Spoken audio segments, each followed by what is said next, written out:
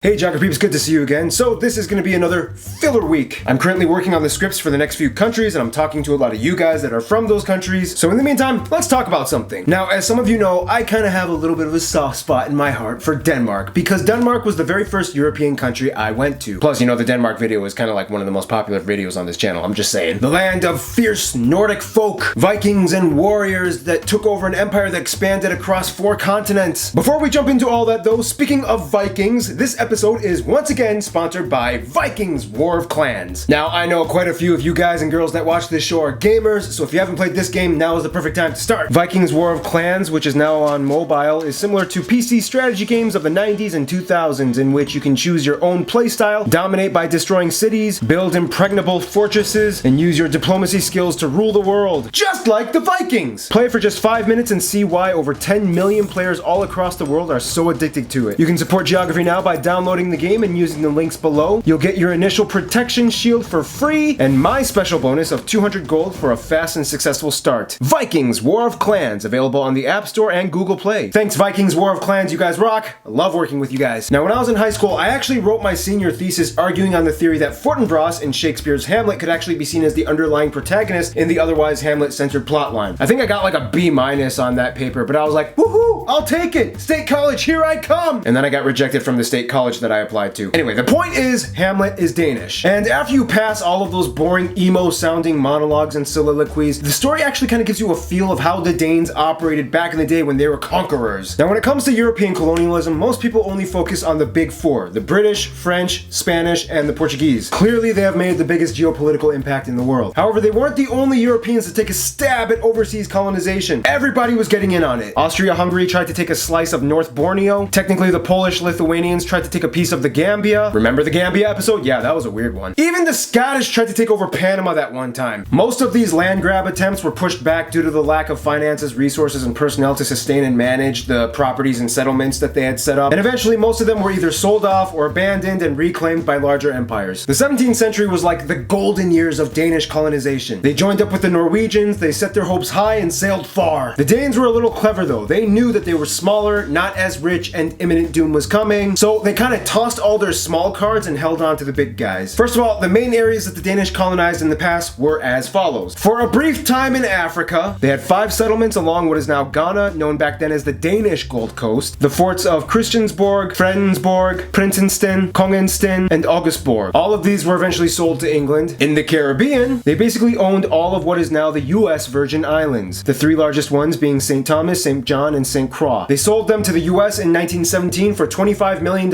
in gold. In Asia, they set up colonies in Tarangambadi in the Tamil Nadu area, and Serampore, which included the towns of Achne and Pirapur, just north of modern-day Calcutta. There they even built Serampore College, which still stands today. And finally, the Nicobar Islands, which for about 100 years was known as New Denmark. Now, in Europe, it's a little tricky because there were kind of like 2 main periods of Danish conquering in Europe, before Lutheranism in the 1500s and after. Before the 1500s, Denmark always kind of had the upper hand when it came to conquering over the Nordic areas. There was that Kalmar Union thing in which they kind of made a deal with Norway and Sweden saying, okay, let's all cooperate and share everyone's territories, but my monarchs get the final say. This included Iceland, the Faroe Islands, Greenland, Svalbard, and even snippets of Finland. Then there was that time they took over parts of Estonia, Latvia, and North Germany. You can even see remnants like St. Olaf's Church in Tallinn, built by the Danes. If we go back even further to Old Norse times, they even took parts of England and Scotland. Like, literally there was a Danish king on the throne. Which is why today we have certain words in the English language that are Old Norse Danish derived, such as leg, freckle, root, want, and skin, all Norse derived. In a nutshell, Danes have made their mark in the north. Literally every section of the Nordics, even Finland and Estonia, have some kind of Danish connected past. Today, the last remnants of Danish colonization lie within Greenland and the Faroe Islands, which have high levels of home rule and autonomy. However, let's play a little mental exercise, shall we? What would it look like if the Danish actually developed into a full-fledged world regional influencing empire? What if they had enough money, resources, and people to sustain sustain their settlements abroad? Well, for one, they would probably have the most success in India. Their settlement in Serampore was only about 25 kilometers away from Calcutta. If they had the opportunity to creep down just a little bit, they would have snagged one of the largest economic hubs of all of India, creating a strange new language pocket, kind of like what the Portuguese did with Goa, except 15 times bigger. If that happened, it would have dramatically changed the entire game. Denmark would have been a contender to reckon with, and with India, you have power. Now in Africa, it was a little different because it kind of depended on who gained favor from the indigenous African tribal leaders. If the Ashanti Kingdom had shown favor towards the Danes instead of the Brits, it would have changed the entire game for pretty much West Africa. It's possible that through the Ashanti rulers, Danes would have had access to the rest of Ghana and even possibly to their cousins, the Akan in the Ivory Coast. This means that all that gold money will go to Denmark and not the UK, which would dramatically change the economies of both nations. Which means back home, the Europeans would hear about this flourishing, resource extracting Denmark, which put them on a whole other bracket level of popularity. Now, if money was surging from India and Africa, it's possible that they could have actually bought more islands in the Caribbean, making more of an impact in North America. I would guess that if they had enough money, they would probably buy the remainder of the Virgin Islands, including the ones owned by the British, as well as maybe Isla de Culebra next to Puerto Rico. And if the Brits were very desperate to make money, they might have even sold off Anguilla, creating a whole strange new Danish West Indies archipelago. The largest region of influence that lasted though was of course the Nordics. Denmark always kind of had a firmer historical grasp on the Arctic throughout history. Had this grasp lasted until today, Denmark would have been in control of nearly a third of all Arctic transport and trade business. Theoretically, virtually no Europeans except the Russians could enter this area for whatever reason without passing through some kind of economic zone controlled by Denmark. The entire Norwegian and Greenland seas, along with parts of the North Sea, Baffin Bay, and the North Atlantic, would be mostly monitored under one unit. At over 1 million square miles, that's like 80% the size of all the Arctic seas above Russia, the Barents, Kara, Laptev, East Siberian, and Chukchi. Granted, not many people would be passing through or trading in these areas, but hey, it's the size that counts. In the end, Denmark's Achilles heel was most likely the fact that they just always had a smaller population than their competitors, which makes global impact harder. Today though, the Danes are just happy living where they are, and Legos will never go out of style, so they're kind of set for life. But Greenland and Faroe Islands, no wandering off, okay? Keep your arms and legs inside the vehicle, you're coming along for the ride. Thanks for watching, subscribe if you'd like, stay cool, stay tuned.